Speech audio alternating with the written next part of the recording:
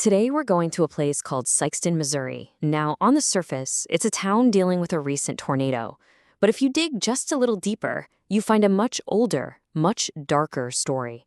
We're going to explore how a history of racial violence, one that was buried for decades, is still very much alive today. And that really brings up a fascinating question, right? What truly defines a place? Is it the challenges you can see right now, today's struggles, or is it the past, the parts of its history that people have tried so hard to forget? Keep that question in the back of your mind as we get into the hidden story of Sikeston. All right, so let's set the scene. Our story kicks off in Sikeston, Missouri, with something that unfortunately a lot of communities can relate to, a natural disaster. Just recently, in May of 2025, a massive tornado tore through the town. It was bad. Dozens of homes were damaged, and tragically, 2 people lost their lives. So what happens next? Well, the response was swift, and it was focused on healing. The state got a federal grant called Show Me Hope to bring in crisis counseling and support. And this is exactly what you'd expect and hope for, a community coming together, getting official help to fix the visible damage left behind by the storm. And this is where our story takes a sharp turn. What happens when a town's deepest, most painful trauma has nothing to do with the storm? Because while everyone was focused on rebuilding from the tornado, this other wound, one that's much, much older, was sitting right there just under the surface. And it's not something a counseling grant can just patch up. This quote from a group called the Silence in Sikeston Project really nails it. It asks, how a lynching and police killings 78 years apart haunt the rural community of Sikeston, Missouri. I mean, think about that. How can 2 events separated by nearly a lifetime be so deeply connected? Yeah, this is all about the incredible weight of silence. It's about how an unspoken history can just echo through generations, sometimes with absolutely devastating results. So, this Silence in Sikeston project, what they uncovered is pretty staggering. They found that the trauma from this one horrific event back in 1942 was still, tangible. It was still being felt. And then it all came rushing back to the surface in 2020 after the police shooting of another young Black man in that same town. For a lot of folks there, these 2 events felt eerily similar. It wasn't like they were just 2 random tragic incidents. It felt like they were chapters in the same long, painful story. And to really get that, we need a little bit of context. Okay, so you might have heard this term before, sundown town. A lot of towns across America, including some in Missouri, had this dark past. Basically, they were all white communities that used intimidation, threats, sometimes just straight-up violence, to make sure that Black people and other minorities were gone by sunset. This created this constant underlying atmosphere of fear and segregation. And in Sikeston, that atmosphere of racial hostility exploded in 1942 with the public murder of a man named Cleo Wright. The timeline of what happened that day is just chilling. It starts in the early morning. Cleo Wright, a Black man, is arrested and shot by a city marshal.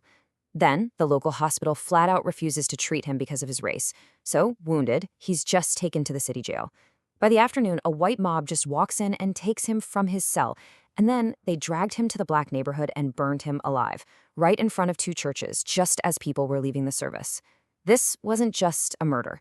It was a message, a brutal public spectacle designed to terrorize the entire community. Now get this. This lynching was so horrific, so shocking, especially with World War II raging and America fighting for freedom overseas, that it actually prompted the very first federal investigation into a civil rights case in U.S. history. Think about that. The country couldn't ignore this act of terror on its own soil. So what happened? What was the result of this historic investigation? Absolutely nothing. No indictments, no one was ever charged. The message sent to the Black community was loud and clear. This kind of violence was okay. It was sanctioned by silence. And that's when the real silence began. But to really understand where this silence comes from, you have to dig even deeper. We have to go all the way back to the town's founding. This brings us to something called the Sikes family papers, which are kept at the State Historical Society of Missouri. These kinds of historical documents are incredible. They give you this raw, unfiltered look into the past. And what these papers show about Sikeston's founder is, well, it's pretty startling. Okay, let's break this down because this is key. You've got John Sikes. He's the guy who founded the city of Sikeston back in 1860. Then you have his brother, William.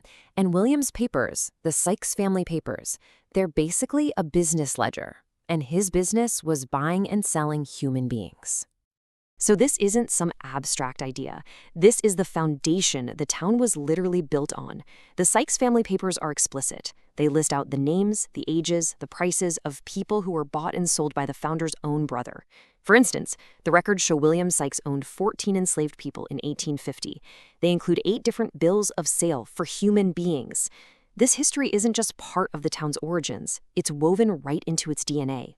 So all of these things, the founder's family being involved in slavery, the horrific lynching of Cleo Wright, the complete lack of justice, they all cast this incredibly long shadow over the community, a shadow that stretches all the way to today.